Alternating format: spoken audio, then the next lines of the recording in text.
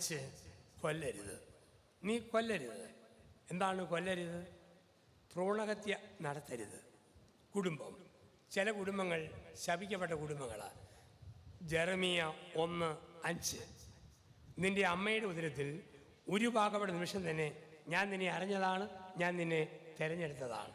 ഗർഭചിത്രം, ഭ്രൂണഹത്യ നടത്തുന്ന കുടുംബങ്ങൾ ആ ജീവിക്കുന്ന മക്കളുടെ മേൽ ഒരു ശാപത്തിൻ്റെ വാൾ എന്നും തൂങ്ങിക്കിടക്കും. ഒരു ശാപത്തിൻ്റെ വാൾ അങ്ങനെയുള്ള കുടുംബങ്ങളുടെ മേൽ ഇന്നും തൂങ്ങിക്കിടക്കും.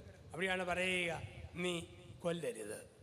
കത്തോലിക്ക സഭ പഠിപ്പിക്കും, ഗർഭചിത്രത്തിന് പ്രേരിപ്പിക്കുന്ന ഭർത്താവും വഴങ്ങുന്ന ഭാര്യയും നടത്തുന്ന ഡോക്ടറും സഹായിക്കുന്ന നേഴ്സും ദൈവത്തിൻ്റെ കോടതിയിൽ കൊലപാതകത്തിന് ചോദ്യം ചെയ്യപ്പെടുന്നു. ഇങ്ങനെയുള്ള തിന്മകൾ സംഭവിച്ചാൽ കുമ്പസാരം കൊണ്ട് പരിഹാരം ആകുകയില്ല. കുമ്പസാരത്തിൽ പാപമോചനം കിട്ടും, പക്ഷെ പ്രവൃത്തി അതുപോലെ കിടക്കും. സമ്പത്തുള്ള കുടുംബത്തിൽ ഇങ്ങനെയുള്ള തിന്മ വന്നാൽ സമ്പത്ത് ഉപയോഗിച്ച് പരിഹാരം ചെയ്യണം. ഒരു പാവപ്പെട്ട സ്ത്രീ, ദരിദ്രയായ സ്ത്രീയുടെ സുഖപ്രസവത്തിന് വേണ്ടുന്നത് മുഴുവൻ ചെയ്തു കൊടുക്കണം. പാവപ്പെട്ട പെൺപിള്ളാരെ പഠിപ്പിക്കാൻ സഹായിക്കണം. അങ്ങനെ പ്രവൃത്തിക്ക് പരിഹാരമുള്ളൂ. അത് എത്ര കുംസാരിച്ചാലും കുടുംബത്തിൽ ഒരു തിരിച്ചടിയുണ്ട്. എന്നിട്ട് കുംസാരിക്കുമ്പോൾ അതിൻ്റെ പാപമോചനവും നമുക്ക് ലഭിക്കുന്നു. ഇപ്പോൾ കൊല്ലരുത്, പല വിധത്തിലാണ് ഈ കൊല്ലരുതെന്ന് പറയുക. ഭ്രൂണഹത്യ 1. മറ്റൊന്ന്, നാക്കുകൊണ്ട് നമുക്ക് കൊല്ലാം. പരദൂഷണം പറയുക, അപവാദം പറയുക, എന്തെങ്കിലും പറഞ്ഞു വരുത്തുക, ആ രീതിയിൽ നമുക്ക് കൊല്ലാനായിട്ട് പറ്റും. ഇവിടെയാണ് മാതാപിതാക്കൾ മക്കളോടും ഇപ്പം നമ്മുടെ പരസ്പരം എന്തെങ്കിലുമൊക്കെ കൊല്ലുന്ന പ്രവണതകളുണ്ടോ ഈ ചിന്ത. അതുപോലെ തന്നെ മക്കളെ വളർത്താൻ കഴിവുണ്ടായിട്ട് മനഃപൂർവ്വം വേണ്ടെന്ന് വെക്കുന്നത് കൊലപാതകത്തിന് തുല്യമാണ്. അബോർഷൻ മാത്രമല്ല, കൃത്രിമ ജനന നിയന്ത്രണ മാർഗങ്ങളിലൂടെ സന്താന ജന്മത്തിൻ്റെ സാധ്യത അടച്ചു കളയുമ്പോൾ അതും ഒരു കൊലപാതകമാണ്. അപ്പം അത് തിന്മകളാണ്. അതുകൊണ്ട് കത്തോലിക്ക സഭ പറയും, പ്രകൃതി നിയമത്തിലല്ലാതെ മറ്റുള്ള നിയമങ്ങളിൽ സന്താന നിയന്ത്രണം വരുത്തുന്നത് അത് കൃത്രിമ വഴികൾ പാപമാണ്, അത് തിന്മയുമാണ്. ഇപ്പോൾ കൊല്ലരുത് എന്ന പ്രമാണം നമ്മൾ കാണുന്നു. നമുക്കിടയിലാണ് ജനന നിയന്ത്രണം വളരെ കൂടുതൽ. 1 അല്ലേ 2 മതി ഈ ഒരു ചിന്ത. ഞാൻ ഏതാനും വർഷങ്ങൾക്ക് മുമ്പ് ദുബായിൽ ധ്യാനിപ്പിക്കുമ്പോൾ സ്വർണ്ണക്കടക്കാരൻ ജോയി ആലൂക്ക ധ്യാനിക്കാം. അപ്പോൾ ജോയി പറഞ്ഞു, അച്ഛാ, 18 മക്കളിൽ ഞാൻ 13ാമത്തേതാണ്. ഞങ്ങൾ ഒരുമിച്ച് കഷ്ടപ്പെട്ട് അലഞ്ഞു, ഞങ്ങളുടെ കുടുംബം ഇന്ന് ഇത്രയും പച്ച പിടിച്ചു. കാരണം പല മക്കൾ ഉണ്ടാകുമ്പോഴാണ് ഉഗ്രനും ഊറ്റനുമായ ഒരെണ്ണം ഇടയ്ക്കുണ്ടാവുക. അതല്ലേ സച്ചിൻ ടെണ്ടുൽക്കർ 4ാമത്തേത്, മദർ തെരേസ 5ാമത്തേത്, അബ്ദുൽ കലാം 7ാമത്തേത്, ടാഗോർ 14ാമത്തേത്. കുറേ എണ്ണം ഉണ്ടാകുമ്പോഴാണ് ഇടയ്ക്കിടയ്ക്ക് ഉഗ്രൻ ഊറ്റൻ ഓരോന്നുണ്ടാകുക. വെറും 1 or 2 ഒരു കിഴങ്ങനും കടിയിൽപ്പൊട്ടനും ഉണ്ടാകും. അതുകൊണ്ട് വീട് തീർന്നു പോകും. അതുകൊണ്ടാണ് മക്കളെ നോക്കാൻ കഴിയുള്ളവർക്ക് മക്കളുണ്ടാകണം, കുഞ്ഞുങ്ങളുണ്ടാകണം. അത് കുടുംബത്തിൽ വളരെ പ്രധാനപ്പെട്ട ഒരു കാര്യമാണ്. ഇനി മനഃപൂർവ്വം ഇനി മക്കൾ വേണ്ടെന്നൊക്കെ വെച്ചവരുണ്ടോ എങ്കിൽ അച്ഛൻ്റെ കൺവെൻഷൻ പ്രസംഗത്തിൽ നിന്ന് പ്രചോദനം ഉൾക്കൊണ്ട് ഏതാനും മക്കളും കൂടെ ഉണ്ടാകട്ടെ. നിങ്ങൾക്ക് നോക്കാൻ പറ്റിയില്ലേ, ഒരു കുഴപ്പമില്ല. 10ാം ക്ലാസ് പാസ്സാക്കി MSF സഭയ്ക്കോ CMIക്കോ കപ്പുച്ചി സഭയ്ക്കോ തരിക. ഞങ്ങൾ അച്ഛന്മാരാക്കി അവരെ മിടുക്കരാക്കി തിരിച്ചു തരും. അപ്പോൾ ഇങ്ങനെയൊക്കെയുള്ള ഓർമ്മകളും കൂടി നമ്മുടെ മനസ്സിൽ വേണം, നമ്മുടെ ഹൃദയത്തിലേക്ക് വേണം. കൊല്ലരുത്, ജീവൻ്റെ മേലൊരിക്കലും കത്തിവയ്ക്കരുത്. ദൈവം എത്ര മക്കളെ തരുന്നോ അത്രയും മക്കളെ സന്തോഷത്തോടെ വളർത്തുന്ന ഒരു ശൈലി, ഒരു കാഴ്ചപ്പാട് ജീവിതത്തിൽ നമ്മൾ സൂക്ഷിക്കുക. ഇത് വളരെ പ്രധാനപ്പെട്ടതാണ്. മക്കളോടുള്ള സ്നേഹവും ഇനി ആ മക്കൾ വളർന്നു വരുമ്പോൾ കൊടുക്കേണ്ട ശ്രദ്ധ അതും പ്രധാനപ്പെട്ടതാണ്. നമ്മുടെയൊക്കെ മക്കൾ നാളെ ആരായി വരുമെന്ന് നമുക്ക് പറയാൻ പറ്റിയില്ല. അതുകൊണ്ടാണ് കുഞ്ഞുങ്ങളെ ശ്രദ്ധാപൂർവം വളർത്തണം. ശരിക്കും വളർത്തിയില്ലെങ്കിൽ അതും കൊലപാതകമാണ്. ഉണ്ടാകേണ്ട നന്മയെ കൊന്നുകളയുന്നു, ഉണ്ടാകേണ്ട സാധ്യതയെ കൊന്നുകളയുന്നു. ചുമ്മാ കളിക്കാനും വിളയാനും അനുവദിച്ച് മക്കളെ സ്വതന്ത്രരാക്കി വിട്ടു കഴിഞ്ഞാൽ അതും കൊലപാതകത്തിന് തുല്യമാണ്. അതുകൊണ്ടാണ് പറയുക, നമുക്ക് കുഞ്ഞുങ്ങൾക്ക് 3 വിദ്യാഭ്യാസങ്ങൾ കൊടുക്കുമ്പോൾ വളരെ പ്രധാനപ്പെട്ടതാണ് നമ്മുടെ മക്കൾ നാളെ ആരായിത്തീരുമെന്ന് കണ്ടുകൊണ്ടുള്ള വിദ്യാഭ്യാസം. ഉദാഹരണം, വീട്ടിൽ 7 വയസ്സുള്ള മോൻ കസേര മറിക്കുന്നു, മേശ തിരിക്കുന്നു, ബെഞ്ച് ഒടിക്കുന്നു, പാത്രം കുത്തി ചളുക്കുന്നു, എല്ലാം വെട്ടി പറിക്കുന്നു. തീങ്കുത്താന്നും പറഞ്ഞ് ആ കൊച്ചിനെ പിടിച്ച് തല്ലരുത്. അവനെ മര്യാദയ്ക്ക് വളർത്തിക്കൊണ്ട് വന്നാൽ അവനായിരിക്കും ഏറ്റുമാനൂർ, കൈപ്പുഴ, കല്ലറ, നീണ്ടൂർ, മാന്നാനം, വെട്ടിമുകൾ, കാരിത്താസ്, കൊടുകത്താനം ഭാഗത്ത് സമർത്ഥനായ ഒരു JCB ഡ്രൈവറാകാനുള്ള സാധ്യത അവൻ കുഞ്ഞുനാളിലെ കാണിച്ചു തുടങ്ങുന്നു. കണ്ടറിഞ്ഞ് മക്കളെ വളർത്താൻ പഠിക്കണം, കണ്ടറിഞ്ഞ് വളർത്താൻ പഠിക്കണം. നമ്മുടെയൊക്കെ കുഞ്ഞുങ്ങൾ ആരാന്ന് പറയാൻ പറ്റുമോ? അതുകൊണ്ടല്ലേ ഓരോ അമ്മയും കുഞ്ഞിനെ താരാട്ട് പാടും. എന്താണ് താരാട്ട്? രാരാരോ രാരീരാരോ. നമ്മളോർക്കും കേൾക്കാൻ രസമുള്ള ലല്ലവി വല്ലവി ഈരടി അമ്മ വെറുതെ പാടുകയല്ല. ഓരോ അമ്മയും കുഞ്ഞിനെ തൊട്ടിയിലിട്ട് ആട്ടിക്കൊണ്ട് ദൈവത്തിൻ്റെ മുഖത്ത് നോക്കി ചോദിക്കുന്ന ചോദ്യമാണ് താരാട്ട്. എന്താണ് ചോദ്യം? എൻ്റെ ദൈവമായ കർത്താവേ, തൊട്ടി കിടക്കുന്ന ഈ സാധനം ആരാരോ? ശിവരസനാണോ, വീരപ്പനാണോ, ഒസാമ ബിൻ ലാദനാണോ, സദ്ദാം ഹുസൈനാണോ? ഇത് അൽഫോൻസ അമ്മയാണോ, ചാവറ അച്ഛനാണോ, മദർ തെരേസയാണോ? ഇത് ആരീരാരോ? ഒരു പിടിയുമില്ല. ഇപ്പോൾ കുഞ്ഞുങ്ങളുടെ നന്മ കണ്ടറിഞ്ഞ് അവരെ വളർത്തുക, നന്മയുടെ വഴികളിൽ കൈപിടിച്ച് ആനയിക്കുക. ഇല്ലെങ്കിൽ അങ്ങനെ ചെയ്തില്ലെങ്കിൽ അത് മക്കളെ കൊല്ലുന്നതിന് തുല്യം. അതുപോലെ തന്നെ മക്കളെ വിശുദ്ധിയിൽ വളർത്തിയില്ലെങ്കിലും കൊല്ലുന്നതിന് തുല്യം. അതുകൊണ്ടാണ് ആൺപിള്ളേർക്ക് 10 വയസ്സൊക്കെ ആകുമ്പം അൾത്താരയോട് ചേർത്ത് ആ കുഞ്ഞുങ്ങളെ നിർത്തണം. അവർ അൾത്താര ശുശ്രൂഷകളായിട്ട് വളർന്നു വരണം. പെൺകുട്ടികളാണോ ഭക്തസംഘടനകളിൽ. ഇതൊക്കെ ഒരു വളർച്ചയുടെ ഭാഗമാണ്. ഇത് അനുവദിച്ചില്ലെന്ന് വരിയിൽ സ്വഭാവത്തിൻ്റെ ഭാഗത്തെ നമ്മൾ കൊല്ലുക. ഇപ്പം മാതാപിതാക്കളുടെ കടമയാണ് മക്കളെ, ആൺപിള്ളേരെ അൾത്താര ബാലന്മാരാക്കി മാറ്റുന്നു. ആദ്യമൊക്കെ കൊച്ചുങ്ങളൊക്കെ ഒന്ന് പേടിക്കും. കുറച്ച് കഴിയുമ്പോൾ അവർക്ക് നല്ല വിൽപ്പവറാകും, ധൈര്യമാകും. ആ പരിശീലനം കൊടുക്കണം. ഒരു 10 വയസ്സുകാരൻ ആദ്യമായിട്ട് അൾത്താരപാലനായിട്ട് ചെന്നു. അവൻ ഭയങ്കര വിറയാണ്. അച്ഛന് പ്രായമുണ്ട്, ക്ഷിപ്ര കോപിയാണ്. അന്ന് വേറെ കപ്പ്യാരന്മാരും വന്നില്ല. അച്ഛൻ പറഞ്ഞു, ലേഖന വായനയും നീ തന്നെ നടത്തിക്കോളാൻ പറഞ്ഞു. അവൻ വിറച്ചു പോയി. അവൻ ലേഖനവായനയും വിറച്ചുകൊണ്ടെടുത്ത് വായിച്ചു. പ്രിയ സഹോദരരെ, വിശുദ്ധ പൗലോസ്ലീഹ അപ്പസ്തോല പ്രവൃത്തിക്കാർക്ക് എഴുതിയ ലേഖനത്തിൽ നിന്നുള്ള വായന. ആൾക്കാരൊറ്റ ചിരി. അച്ഛൻ തൊണ്ട കുറുക്കി ശബ്ദം ഉണ്ടാക്കി. അവനറിയാം ഇനി തിരുത്താൻ പറ്റിയാല. അവൻ അച്ഛനെ നേരെ തിരിഞ്ഞ് പറഞ്ഞു, ഗുരു അഡ്ജസ്റ്റ് ചെയ്താലും ഏതായാലും വായിച്ചു പോയില്ലേ. അപ്പം കുഞ്ഞുങ്ങൾക്ക് കൊടുക്കുന്ന പരിശീലനം അൾത്താരയോട് ചേർന്ന് പരിശുദ്ധ മതപകയോട് ചേർത്ത് നമ്മുടെ കുഞ്ഞുങ്ങളെ നമ്മൾ വളർത്തിക്കൊണ്ടുവരിക. ഇതും ഒരു ആത്മീയ പരിശീലനമാണ്. ഇപ്പോൾ സ്വഭാവത്തിൽ, മനഃശാസ്ത്രം, എല്ലാ മേഖലയിലും മക്കളെ വളർത്തിയെടുക്കണം. വേദപാഠം പഠിക്കുന്ന കുട്ടികളുടെ ക്ലാസ്സിലെ പെർഫോമൻസ് അമ്മയും അപ്പനും ചെന്ന് ടീച്ചറിനോട് ചോദിക്കണം. അതുപോലെ തന്നെ കുഞ്ഞുങ്ങൾ പള്ളിയിൽ നിന്ന് വരുമ്പോൾ ചോദിക്കണം, അച്ഛൻ കുർബാനയ്ക്കകത്ത് വായിച്ച ബൈബിൾ ഭാഗം ഏതാ? അത് ചോദിക്കണമെങ്കിൽ നിങ്ങൾ തന്നെ ആദ്യം കേൾക്കണം. ചിലപ്പം പള്ളിയിൽ നിൽക്കുന്നതന്നെ ഇറച്ചി തീർന്നു പോവോ, ഉച്ചയ്ക്ക് എന്നാ ചാറ് വെക്കണം, 100 കൂട്ടം ഓർമ്മയായിട്ടാണ്. ഒരു സീറോ മലബാർ പള്ളിയിൽ സുവിശേഷ വായനയുടെ സമയമായി. ഗായകസംഘം പാടി ഹല്ലേലൂയ പാടിയിടുന്നത്. അച്ഛൻ അൾത്താരയിലേക്ക് ബൈബിൾ എടുക്കാൻ ചെന്നു. കപ്പ്യാർ ധൂപക്കുറ്റി ഇങ്ങനെ കത്തിച്ചുകൊണ്ടിരുന്നു. അച്ഛൻ ബൈബിൾ എടുക്കാൻ ചെന്നപ്പം കപ്പ്യാർ ബൈബിൾ വെക്കാൻ മറന്നുപോയി. അരിശം വന്ന അച്ഛൻ ആൾക്കാരെ പരീക്ഷിക്കാൻ വേണ്ടി താഴത്തേക്ക് വന്നിട്ട് പറഞ്ഞു, ഒരു ബൈബിൾ ഉണ്ടായിരുന്നെങ്കിൽ എനിക്ക് വായിക്കാമായിരുന്നു. എല്ലാവരോടും പറഞ്ഞു, നമ്മുടെ കർത്താവായ മിശിഹായിക്ക് സ്തുതി. നമ്മളിത്രേ ശ്രദ്ധിക്കത്തുള്ളൂ. അച്ഛന്മാർക്ക് വേണമെങ്കിലും അബദ്ധം വരാം. ഒരച്ഛൻ ഇങ്ങനെ ആവേശത്തോടെ പ്രസംഗിച്ചു. യേശു ജെരിക്കോയിലൂടെ കടന്നു പോകുമ്പോൾ നിക്കോദേമൂസ് സുഖപൂർവ്വത്തിലിരുന്ന യേശുവിനെ നോക്കി. മഠത്തിലെ മദർ കത്ത് കൊടുത്തു വിട്ടു, അച്ഛാ അബദ്ധം പറയല്ല, നിക്കോദേമൂസ് അല്ല സക്കയൂസാണ് നോക്കിയത്. പക്ഷെ തിരുത്താൻ സമയമില്ല. അച്ഛൻ വീണെടുത്ത് കിടന്നുകൊണ്ടു. അതെ, നിക്കോദേമൂസ് ഇങ്ങനെ നോക്കിക്കൊണ്ട് നിൽക്കുമ്പോൾ യേശു സാവധാനം സക്കയൂസിനെയും കൂട്ടി ആ മരത്തിനെ ചവിട്ടി വന്നു. മുകളിലേക്ക് നോക്കി പറഞ്ഞു, നിക്കോദേമൂസ്, നിനക്കുള്ള മരമല്ല, ഇവനുള്ള മരമാണ്, നീ ഇറങ്ങി വരിക. അവനെ കയറ്റിയിട്ട് പറഞ്ഞു, സക്കായി വേഗം ഇറങ്ങി വരിക, ഇന്ന് എനിക്ക് നിൻ്റെ വീട്ടിൽ താമസിക്കേണ്ടിയിരിക്കുന്നു. അപ്പം നമ്മളെ കുഞ്ഞുങ്ങളോടൊക്കെ ചോദിക്കണം, എന്താ പഠിപ്പിച്ചത്? വേദപാഠം പഠിപ്പിക്കുന്ന അധ്യാപകരോട് ചോദിക്കണം, എൻ്റെ കുഞ്ഞിൻ്റെ വേദപാഠ ക്ലാസ്സിലെ പെർഫോമൻസ് എങ്ങനെയാണ്? ഒരു അമ്മ പറച്ച, എൻ്റെ കൊച്ചിന് കണക്കിൽ 50-50, വേദപാഠത്തിനോ 50-9. എവിടെ പോയി 41 മാർക്ക്? പറഞ്ഞു കൊടുക്കണം. ആത്മീയ വിദ്യാഭ്യാസ തലങ്ങൾ കൊണ്ടാണ് ക്രൈസ്തവ ചാനലുകൾ തുറന്നു വെക്കണം, മാസികൾ കൊടുക്കണം. ഇതൊക്കെ പരിശീലനത്തിൻ്റെ ഭാഗമാണ്, ക്രിസ്തീയ പരിശീലനത്തിൻ്റെ ഭാഗങ്ങൾ. ഇല്ലെങ്കിൽ ആ കുഞ്ഞിൻ്റെ വളർച്ചയുടെ ക്യാരക്ടറിൻ്റെ ഒരു ഭാഗത്തെ നമ്മൾ കൊല്ലുന്നു. നീ കൊല്ലരുതെന്ന് പറയുമ്പോൾ കൊലപാതകത്തിൻ്റെ പല രീതികളിലൂടെ ഇത് ആപ്ലിക്കബിളാണ് നമ്മുടെ ജീവിതത്തിൽ. അപ്പം അങ്ങനെയുള്ള അന്തരീക്ഷങ്ങൾ. കുറേ നാൾ മുമ്പ് 65-കാരി അമ്മ 35-കാരൻ മോനെയും കൊണ്ട് ഒരച്ഛൻ്റെ അടുത്ത് വന്നിട്ട് പറഞ്ഞു, അച്ഛൻ ഇവൻ്റെ തലയെ കൈവച്ച് ഒന്ന് പ്രാർത്ഥിക്കണം. എന്നാ പറ്റിയെന്ന് ചോദിച്ചു. പിശാചുബാധയാണ്, അച്ഛൻ പ്രാർത്ഥിക്കണം. ഇവൻ ആരാ? മദ്രാസിൽ IT പ്രൊഫസറാണ്. എന്തു പറ്റി? പെണ്ണ് കെട്ടിയെന്ന് പറഞ്ഞ് നിൽക്കുകയായിരുന്നു. കഴിഞ്ഞ തിങ്കളാഴ്ച രാവിലെ ഒരു ക്വാളിസ് വണ്ടിയിൽ ഒരു ഓറീസാക്കാരിയും കൊണ്ട് അവൻ ഒന്ന് മുറിക്കകത്ത് കയറിയതാണ്. ഓറീസ എങ്കിൽ ഓറീസ, ഏത് ഭണ്ഡാരമായിട്ട് ഒരു പെണ്ണായല്ലോ എന്നോർത്തു. ഒരു കുഴപ്പമില്ല. ഇന്നലെ രാവിലെ ഒരു ടാറ്റാ സുമോയിൽ 5 ഓറീസാക്കാർ വന്ന് ഇവനെ എടുത്തിട്ടിടിച്ചിട്ട് അവളെയും കൊണ്ട് പോയി. അപ്പോഴാണ് പിടിയിട്ടത്. കൂടെ ജോലി ചെയ്യുന്ന ഓറീസാക്കാരൻ പ്രൊഫസറുടെ മെമ്പർ നോക്കിയേ ഇവൻ കട്ടുകൊണ്ട് വന്നതാണെന്ന് ഞങ്ങൾക്ക് ഇന്നലെയാണ് പിടികിട്ടത്.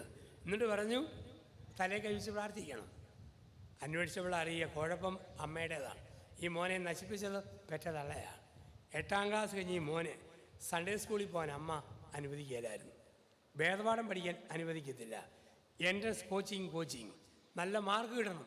കോച്ചിങ് കഴിഞ്ഞു, നല്ല പഠിത്തം കിട്ടി, മിടുക്കനായി, 1ാം തരം ജോലിയായി, വലിയ ശമ്പളവുമായി. പക്ഷേ ധാർമ്മിക തിരിച്ചറിവുകൾ, വിവേചന അധികാരം നഷ്ടപ്പെട്ട മക്കളെ വളർത്തുന്ന അമ്മമാരുണ്ട്.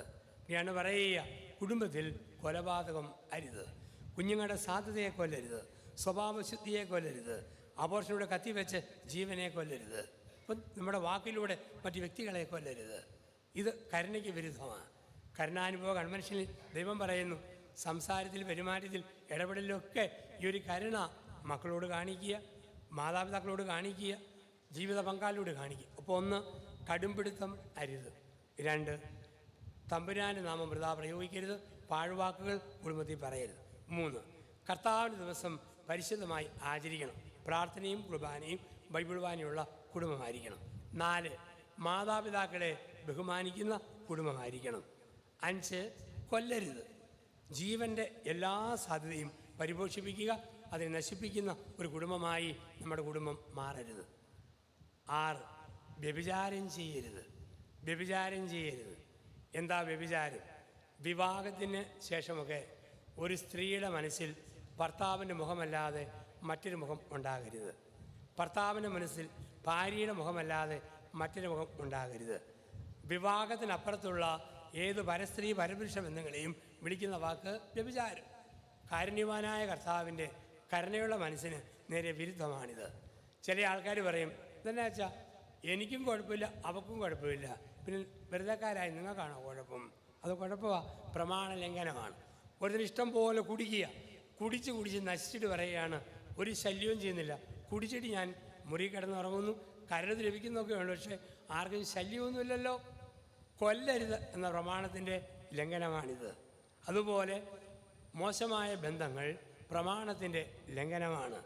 ഇന്ന് ഈ പാപബോധം നഷ്ടപ്പെടുന്ന ലോകത്തിലാണ് നമ്മൾ ജീവിക്കുക. പശ്ചാത്താപവും പാപബോധവും നഷ്ടപ്പെടുന്ന ലോകത്തിൽ ഈയിടെ ഒരു 30 വയസ്സുകാരൻ വന്നിട്ട് പറയുക, അച്ഛാ, എൻ്റെ വീടിൻ്റെ അടുക്കൽ ഒരു 32കാരി ഒറ്റയ്ക്ക് താമസിച്ചു മടുത്തു. അവിടെ കെട്ടിയവൻ അമേരിക്കയിലാണ്, പോയിട്ട് 4 വർഷങ്ങളായി. അവൾ ഒറ്റയ്ക്ക് വല്ലാതെ മടുത്തു. അവൾ ചോദിക്കുന്നു, ഇടയ്ക്കിടയ്ക്ക് വന്ന് നിനക്ക് എൻ്റെ കെട്ടിയവനെ പോലെ ഒന്ന് കൂടെ അഡ്ജസ്റ്റ് ചെയ്യാവുമെന്ന്. അച്ഛാ, ഞാനെന്ന് അവിടെ കൂട്ടത്തിൽ പോയാൽ അത് പാപമാണോ അതോ പരോപകാരമാണോ? ന്യായമായ സംശയം. ഇത് ലോകവിധാണ്. ഇവിടെയാണ് പറയുക, ചിന്തയിൽ, വാക്കിൽ, പ്രവൃത്തിയിൽ ഒരിക്കലും മോശമായതൊന്നും അരുത്. അതിന് വിളിക്കുന്ന വാക്ക് നീ വ്യഭിചാരം ചെയ്യരുത്. വീണ്ടും പറയും, അത് ജീവിതത്തിൻ്റെ വിശുദ്ധി, കുടുംബത്തിൻ്റെ വിശുദ്ധിയെക്കുറിച്ചാണ് പറയുക. വയനാട്ടിൽ ഒരു അപ്പൻ, തളർന്നു കിടക്കുന്ന അപ്പൻ, അരയ്ക്ക് താഴത്തേക്ക് തളർന്നയാൾ, എന്ത് സംഭവിച്ചെന്ന് ചോദിച്ചപ്പം ഇയാളെ ഒരു തൂണെ പിടിച്ച് കെട്ടിയിട്ട് ഡിഗ്രി വിദ്യാർത്ഥിനിയായ മകളെ 3 ചെറുപ്പക്കാർ കൺമുമ്പിലിട്ട് ബലാത്സംഗം ചെയ്തതാണ്. ഈ മനസ്സ് തകർന്ന അപ്പൻ അന്ന് ശരീരത്തിന് ഷോക്കായി തളർന്നുപോയി. കേട്ടവർക്കെല്ലാം അത് സങ്കടമായി. പക്ഷെ പിന്നീടാണ് ഈ അപ്പൻ മധ്യ തിരുവിതാംകൂറിൽ നിന്ന് വയനാട്ടിൽ കുടിയേറി ചെന്ന കാലഘട്ടം നാടൻ തൂക്കുമായിട്ട് കാട്ടിലൂടെ കോഴിയെയും മുയലിനെയും വെടിവെച്ച് നടക്കുമ്പോൾ കാരീസൻ കൂടെയുണ്ട്. പണിക്കിയ സമുദായത്തിൽപ്പെട്ട ഒരാദിവാസി തള്ള 18 വയസ്സുള്ള സുന്ദരിയായ കറുത്ത പെണ്ണുമായിട്ട് കാട്ടുനെല്ലിക്ക പറിച്ചും കാട്ടുപിറക് ശേഖരിച്ച് നടക്കുന്നു. മുതലാളി കാരീസനെ കണ്ണു കാണിച്ചു. കാരീസൻ തള്ളയെ പിടിച്ച് നെല്ലിയിൽ കെട്ടിയിട്ടു. അമ്മയുടെ മുമ്പിലിട്ട് ആ മകളെ കരിമ്പൻചണ്ടി പോലെ ചവച്ചു തുപ്പി ആസ്വദിച്ച മനുഷ്യനാണ്. വർഷങ്ങൾ കഴിയുമ്പം ഇയാളെ തൂണിപ്പിടിച്ച് കെട്ടിയിട്ട് 3 ആൾക്കാർ ചേർന്ന് ഇയാളുടെ മകളെ നശിപ്പിക്കുന്നു. നീ ചെയ്യുന്ന പ്രവൃത്തിക്ക്, ഓരോ പ്രവൃത്തിക്കും ആ പ്രവൃത്തി കൊണ്ട് തന്നെ തിരിച്ചടിയുണ്ട്. ഏതൊരു പ്രവൃത്തിക്കും പ്രവൃത്തിയുടെ തിരിച്ചടിയുണ്ട്. ഒന്നെങ്കിൽ രഹസ്യമായ പാപങ്ങളാണെങ്കിൽ രഹസ്യ രോഗങ്ങളും അനാവശ്യമായ പരദൂഷണമോ എന്തെങ്കിലും വന്നിട്ട് അങ്ങനെ സഹിച്ചേ പറ്റൂ. പാപത്തിൻ്റെ പരിഹാരം പരസ്യമായ പാപമാണോ അതിൻ്റേതായ പരിഹാരങ്ങൾ. സ്വകാര്യത്തിലെ പാപമാണേലും പരസ്യമായതിലെ പാപമാണേലും ഒരു തിരിച്ചടി ജീവിതത്തിൻ്റെ ഭാഗമായിട്ട് നിൽക്കുന്നു. അവിടെയാണ് പറയുക, വ്യഭിചാരം ചെയ്യരുത്. 7, നീ മോഷ്ടിക്കരുത്. നീ മോഷ്ടിക്കരുത്. ഒരു കുടുംബത്തിൻ്റെ അനുഗ്രഹം നഷ്ടപ്പെടുത്തുന്ന കാര്യമാണ് മോഷണം. അല്ലെങ്കിൽ അനർഹമായത് സൂക്ഷിക്കുമ്പോൾ കുടുംബത്തിൽ ആപത്ത് വരും. പറമ്പ് കിളച്ച് പോയവൻ തൂപ്പാ കൊണ്ട് പരസ്നേഹത്തിൻ്റെ ഒറ്റക്കൊത്ത്. അപ്പുറത്തെ കൂടി ഇപ്പുറത്തായി, ഇപ്പുറത്തെ കല്ല് അപ്പുറത്തായി. അതിർത്തി മാന്തുന്ന മനുഷ്യരെ ഞാൻ കണ്ടിട്ടുണ്ട്. പലപ്പോഴും ധ്യാനങ്ങളിൽ കേസ് തീർക്കാൻ വരാറുമുണ്ട്. ഒരു ഗുണമില്ല, ഒരു തൂമ്പാപ്പാടിന് വേണ്ടി ബഹളം വെക്കുന്നവർ. 8 മാസം കിട്ടേണ്ട എരുമയുടെ കറവ 5 മാസം കൊണ്ട് 10 മാസത്തിലാക്കി എടുത്തു. വെള്ളം ചേർത്ത് 8-ാം മാസം കിട്ടേണ്ട കറവ 5-ാം മാസത്തിൽ തീർന്നുപോയി. ഏത് കപ്പൂച്ചനത്തിനെ വിളിച്ചിട്ടും കടമറ്റത്ത് കത്തനാർ എരുമയുടെ കഴുത്ത് തൂങ്ങിക്കിടന്നാലും ഒരു തുള്ളി പാല് പോലും കിട്ടുകയില്ല. ദൈവം പറയും, ചൊട്ടട്ടെ, അങ്ങനെ ചൊട്ടട്ടെ, ഒട്ടി പോകട്ടെ. 8 മാസത്തെ പാലിൻ്റെ കാശ് 5 മാസം കൊണ്ട് വെള്ളത്തിലൂടെ ഉണ്ടാക്കിയില്ലേ, അങ്ങോട്ട് പറ്റിപ്പോട്ടെ. തിന്മയിലൂടെ സമ്പാദിക്കുന്നതൊന്നും ശാശ്വതമല്ല. അങ്ങനെ നമ്മൾ കൊണ്ടുവന്നോ അറിയാതെ ചോർന്നു പോകും. ഒരു 10,000 രൂപ അർഹതയില്ലാത്തത് കൈ കൊണ്ടുവന്ന് വെച്ചോ, ആ കൊണ്ടുവന്ന് വെച്ചത് ഏതെങ്കിലും വിധത്തിൽ നമ്മളോട് വിട പറയും. 20,000 ചെലവിലേക്ക് നമ്മൾ കടന്നു വരികയും ചെയ്യും. അതുകൊണ്ടാണ് പറയുക, അർഹതയില്ലാത്തൊന്നും വെക്കരുത്, നീ മോഷ്ടിക്കരുത്. പ്രിയപ്പെട്ടവരെ, പ്രമാണങ്ങളുടെ വെളിച്ചത്തിൽ നമ്മുടെയൊക്കെ ജീവിതങ്ങളെ ഒന്ന് വിലയിരുത്തുക. പ്രമാണങ്ങളുടെ വെളിച്ചത്തിൽ നമ്മുടെ ജീവിതത്തെ ഒരു വിശകലനം നടത്തുക. തമ്പുരാൻ ഇഷ്ടപ്പെടാത്ത എന്തെങ്കിലും നമ്മുടെ കുടുംബത്തിലുണ്ടോ? പെരുമാറ്റത്തിൽ, ഇടപെടലിൽ, സ്വത്തിൽ, ജീവിത മേഖലകളിൽ എല്ലാം ത്യജിക്കുവാനും വെടിയുവാനും ദൈവത്തിന് അനുഗ്രഹീതമായ ഒരു കുടുംബമായി നമ്മുടെ കുടുംബത്തെ മാറ്റുവാനും നമുക്കൊക്കെ കഴിയട്ടെ. നമ്മളെ കാണുന്നവർ കരുണയുടെ മുഖം നമ്മളിൽ കാണണം. അതുകൊണ്ടാണ് പറയുക, കരുണയുടെ മുഖമുള്ള കുടുംബത്തിന് 5 സ്റ്റേജുകളുണ്ട്, 5 അടുക്കുകളുണ്ട്. അതിലേതിൽ പെടും നമ്മുടെ കുടുംബമെന്ന ഒരു സ്വയപരിശോധന നമ്മൾ നടത്തുക. കുടുംബം ഏതിൽ പെടും? 1, നാട്ടുവർത്തമാനത്തിൻ്റെ കുടുംബം. ചില കുടുംബങ്ങളിൽ നാട്ടുവർത്തമാനമാണ്, ആരെയും നൊമ്പരപ്പെടുത്തുകയല്ല, എങ്കിലും വർത്തമാനം നാട്ടുവർത്താനം. ഉമ്മൻചാണ്ടി എങ്ങനെയുണ്ട്, പിണറായി വിജയൻ എങ്ങനെയുണ്ട്, മോഡി എങ്ങനെയുണ്ട്, നാട് എങ്ങനെയുണ്ട്, ഫ്രാൻസിസ് മാർപ്പാപ്പ എങ്ങനെയുണ്ട്, കാലാവസ്ഥ എങ്ങനെയുണ്ട്. അധികം ബന്ധമൊന്നുമില്ല, ഇങ്ങനെ പൊതുക്കാര്യം പറഞ്ഞുകൊണ്ടിരിക്കും. ചില കുടുംബത്തിലുള്ള ആകെയുള്ള സംസാര വിഷയം നാട്ടുവർത്തമാനം മാത്രം. കാലാവസ്ഥ, ഇപ്പോൾ ഈ ചൂടാണെങ്കിൽ മാർച്ച് മാസമാകുമ്പം എന്നാ അടുക്കുമാവും. ഒരു മഴക്കാർ ഇങ്ങനെ പാലായിൽ നിന്ന് വരുന്നുണ്ട്, മിക്കവാറും അങ്ങ് പഴയ കലറിൽ പോയി പെയ്യാനുള്ള നല്ല സാധ്യതയുണ്ട്. കാലാവസ്ഥ സൃഷ്ടിച്ച ദൈവത്തിന് 1000 നന്ദി. അല്ലെങ്കിൽ വിഷയദാരിദ്ര്യം കൊണ്ട് പല ദമ്പതിമാരും പണ്ടേ മരിച്ചു പോയതിനെയും. അങ്ങനെയുള്ള ഒരു സ്റ്റേജുണ്ട്.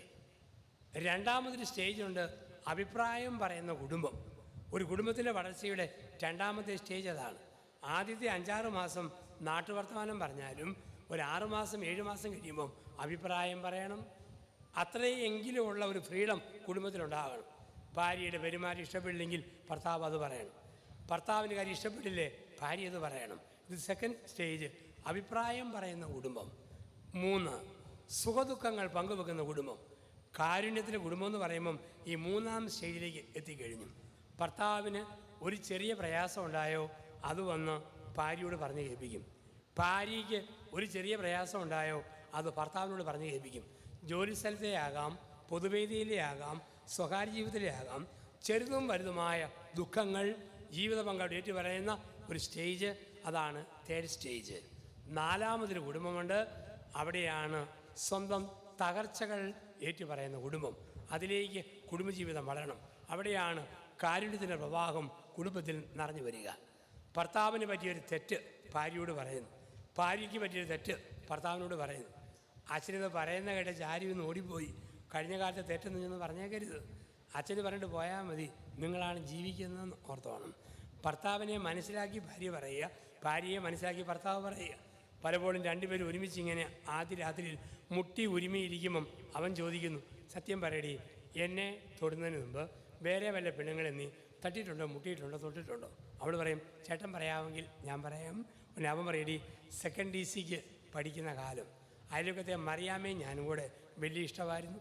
കത്ത് കൈമാറിയിട്ടുണ്ട്, ഫോൺ വിളിച്ചിട്ടുണ്ട്, അടുത്തിരുന്നിട്ടുണ്ട്, ഒന്നിച്ച് സിനിമയ്ക്കും പോയിട്ടുണ്ട്.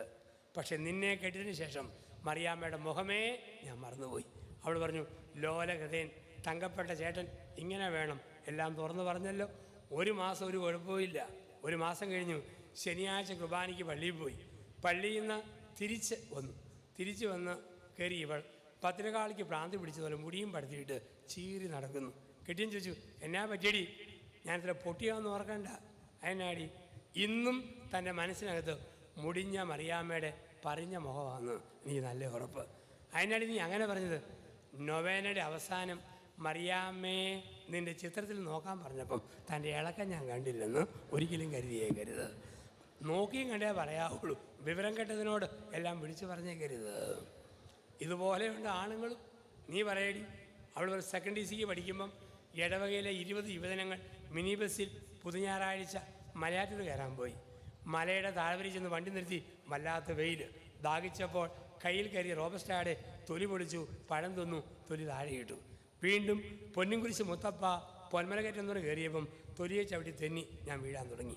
വീഴാതിരിക്കാൻ അയൽവക്കത്തെ മാത്തുകൂട്ടി എൻ്റെ അരയ്ക്ക് വിരുന്ന് വട്ടം കെട്ടി പിടിച്ചു. ആ നിപ്പ് ഒരു 20 മിനിറ്റ് ഞങ്ങളാകെ നിന്നിട്ടുണ്ട്.